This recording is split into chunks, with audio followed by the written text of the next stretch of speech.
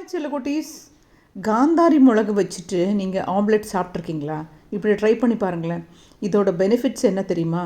Rich in antioxidant, உங்களுடைய cholesterol level control பண்ணும், weight management பண்ணும், improve your heart and health, gas and acidity correct பண்ணும்.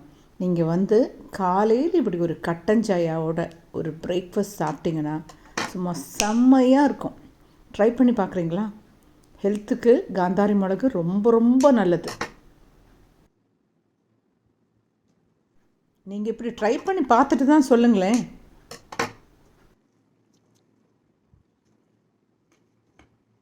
இதை நீங்கள் சட்னி பண்ணி சாப்பிட்லாம், குழம்புல போட்டும் சாப்பிட்லாம். எப்படி வேணால் காந்தாரி மிளகு எடுத்துக்கோங்க.